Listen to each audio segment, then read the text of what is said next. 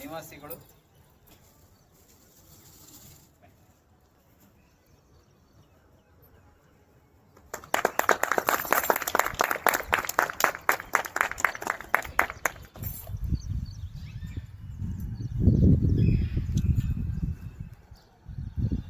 भारत माता की जय। वंदे मातरम। वंदे मातरಂ.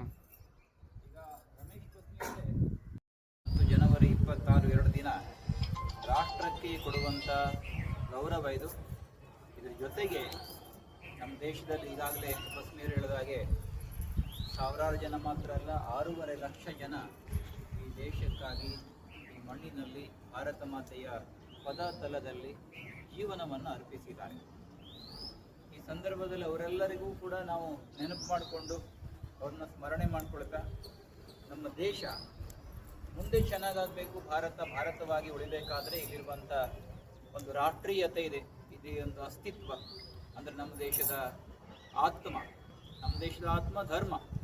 ಧರ್ಮದ ಆತ್ಮ ಆಧ್ಯಾತ್ಮ ಅದನ್ನು ನಾವು ಅನುಸರಿಸಬೇಕಾದ್ರೆ ನಾವೆಲ್ಲರೂ ಕೂಡ ಹಿಂದೂಗಳಾಗಿ ಬದುಕಬೇಕು. ಹಿಂದೂಗಳ ಅಂತಃಕರಣದಲ್ಲಿ ನಾವು ಹಿಂದೂ ಅನ್ನುವಂಥ ಭಾವನೆ ಜಾಗೃತವಾಗಬೇಕು. ಹಾಗಾಗಿ ನಾವೆಲ್ಲರೂ ಕೂಡ ನಮ್ಮ ಮನೆಯ ವಾತಾವರಣ ಇರ್ಬೋದು, ನಮ್ಮ ಮನಸ್ಸಿನ ಒಳಗಡೆ ಇರುವಂಥ ವಾತಾವರಣ ಇರ್ಬೋದು, ಮತ್ತು ಸುತ್ತಮುತ್ತ ಇರುವ ಸಮಾಜದ ವಾತಾವರಣ ಇರ್ಬೋದು, ಎಲ್ಲದಕ್ಕೂ ಸಂಬಂಧಪಟ್ಟಂತೆ ಇವತ್ತು ಪರಿಸರ ಇರ್ಬೋದು, ಪ್ಲಾಸ್ಟಿಕ್ ಮುಕ್ತವಾಗಿ ಮಾಡುವಂಥ ಪ್ರಯತ್ನ ಮಾಡಬೇಕು. ನೀರಿನ ಅವಶ್ಯಕತೆ ಇರ್ಬೋದು, ಅದ್ರ ಬಗ್ಗೆ ನಾವು ಕಾಳಜಿ ವಹಿಸಬೇಕು. ಅಂದರೆ ದೇಶಭಕ್ತಿ ಅಂದರೆ ಕೇವಲ ಹೋರಾಟ ಮಾತ್ರ ಅಲ್ಲ, ನಮ್ಮ ದೈನಂದಿನ ಜೀವನದಲ್ಲಿ ನಾವು ಪ್ರಕಟೀಕರಣ ಮಾಡಬೇಕು. ನಮ್ಮ ನಡವಳಿಕೆ ಅದನ್ನು ಆಚರಿಸಬೇಕು. ಹಬ್ಬಗಳ ಆಚರಣೆ ಯಾವ ರೀತಿ ಮಾಡಬೇಕು, ಭಾಷೆ ದೇಶ ಎಲ್ಲದರಲ್ಲೂ ಕೂಡ ನಾವು ಆದರ್ಶವಾದಂಥ ಆದರ್ಶವಾದಂಥ ಪ್ರೇರಣೆ ಕೊಡುವಂಥ ಸಾವಿರಾರು ಜನ ಹೋರಾಟ ಮಾಡಬೇಕು. ಚಂದ್ರಶೇಖರ ಆಜಾದ್ ಇರ್ಬೋದು, ಸುಭಾಷ್ ಚಂದ್ರ ಬೋಸ್ ಇರ್ಬೋದು, ಸಂಗೊಳ್ಳಿ ರಾಯಣ್ಣ ಇರ್ಬೋದು, ರಾಣಿ ಚೆನ್ನಮ್ಮ ಇರ್ಬೋದು, ಅನೇಕ ಕ್ರಾಂತಿಕಾರಿಗಳು ತಾರುಣ್ಯದ ಹೊಸ್ತಿಲಲ್ಲೇ ಜೀವನವನ್ನು ಭಾರತ ಮಾತೆಗೆ ಅರ್ಪಿತ ಮಾಡಿದ್ದಾರೆ. ಹಾಗೆ ಹುಬ್ಬಳ್ಳಿ ನಗರದಲ್ಲೂ ಕೂಡ ಮಹಾದೇವಪ್ಪ ಅಂಥೇಳಿ ಒಬ್ಬ ನಾರಾಯಣ್ ಅಂಥೇಳಿ ಒಬ್ಬ ಕ್ರಾಂತಿಕಾರಿ ಇಲ್ಲಿ ಹೋರಾಟ ಮಾಡಿದ್ರು, ಇಲ್ಲಿ ಜೀವನವನ್ನು ಸಮರ್ಪಣೆ ಮಾಡಿದ್ರು.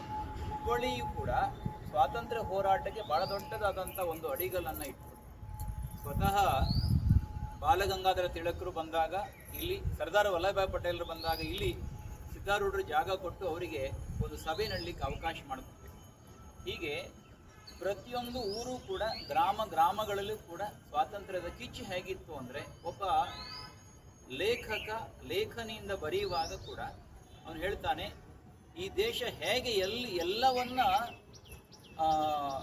ಸಾಮರ್ಥ್ಯದಿಂದ ಎಲ್ಲವನ್ನ ನಾವು ಹೇಗೆ ಮಟ್ಟ ಹಾಕಿದ್ವಿ ದಾಳಿಯನ್ನ ಅಂತ ಒಬ್ಬ ಕವಿ ಹೇಳ್ತಾನೆ. ಹೂಣ ಗ್ರೀಕರ ಆಂಗ್ಲ ಮೊಘಲರ ಉಡಿಸಿ ಧೂಳೆಬ್ಬಿಸಿ ಅವರೆಲ್ಲರನ್ನ ನಾವು ಇದು ಮಾಡಿದ್ವಿ, ದಹಿಸಿದ್ವಿ.